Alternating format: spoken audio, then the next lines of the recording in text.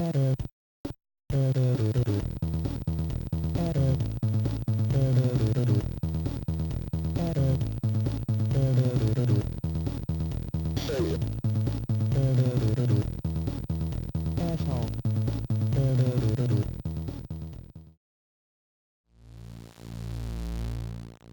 everyone and welcome to the engine. Today we'll take a look at Horace Goes Skiing. Released in 1982 by Psion Software, Melbourne House, it was written by William Tang. It's obviously inspired by Frogger from Sega Enterprises Limited, and surprisingly it takes a lot from open world games, even though they weren't around back in the early 80s. You'll see what I mean once we start playing it.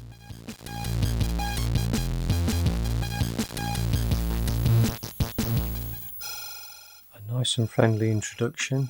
It's showing us how to play it with this demo mode. Not a bit like modern games, which sometimes can be too hand-holding and patronising. This game is showing us the whole game before even playing it, so at least we know what to expect. It's refreshing to see so much thought go into the design of the game from start to finish. Have some cash, take said cash to pay for skills, across a motorway avoiding certain death, carry them back across said motorway to the ski slopes to avoid being maimed by trees or poles. I particularly like the snow effects and the trees. It gives a great sense of speed while careening down the hillside. I definitely think putting the Ski Sunday theme in would have been overkill. Watch out, Horace, there's a tree there. Oh dear.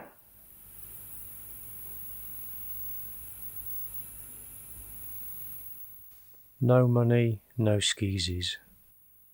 Right, let's have a go and see if we can do better than the demo. The amazing and quite unique wibble intro noise. It's as if the author didn't want to clutter the game with music of any sort, so gave us this nice aural effect to shock the senses awake. Oh, sorry, I think my phone's going. Back in a min. Oh, I see. Crikey, those car horns add atmosphere. Hang on a minute. Why is Horace green? I'm sure he should be blue. Maybe this is the Incredible Horace.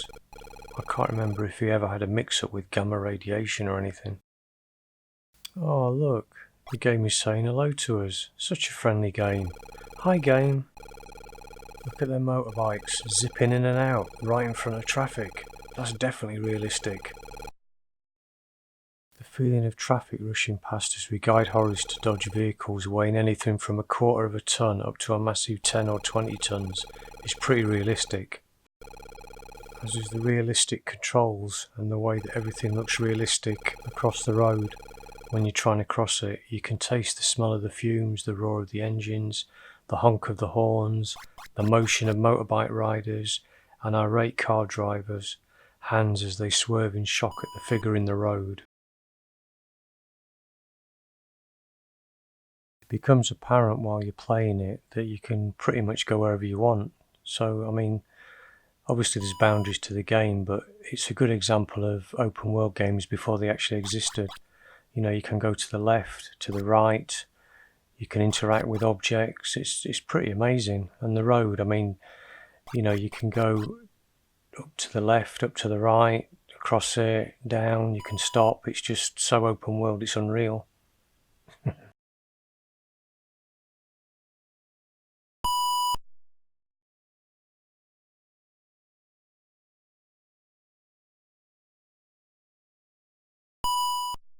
No, that's not me swearing, but I might use the sound later on, just in case I do, because at the end of this game you do kind of get a bit frustrated.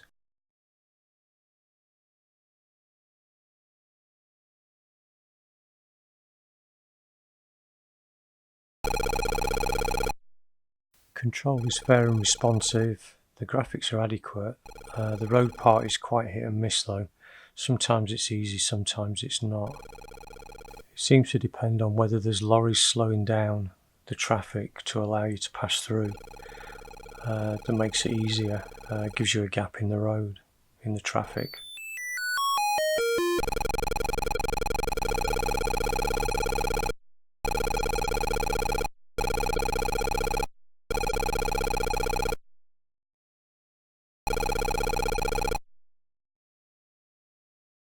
skiing part is definitely my favourite part, though the trees don't have perspective collisions, so avoid the tips. You get points for various things and lose points for various things, especially being outside of the flags. I think looking at this now, it's kind of a proper nostalgia trip, where the game doesn't hold up too well. I mean, saying that, it is a great game, one definitely for the collector, though it's irritating after a while, mainly because of the repetitive nature, but above all, it is fun.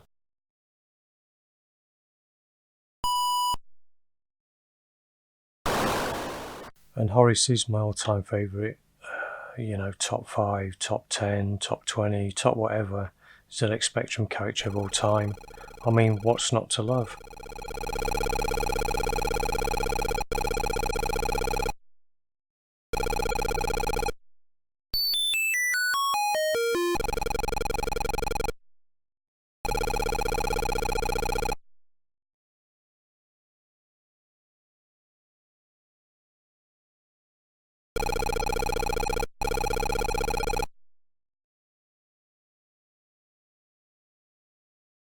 And boom, the game is over.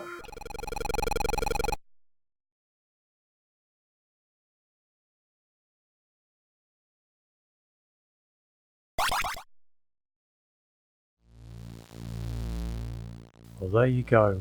Horace goes skiing, an icon of the ZX Spectrum. Hope you enjoyed the waffling a bit, and I wish you a happy new year and a safe 2020. Well, thanks for watching. If you like it, like it. If you don't, then don't. See ya.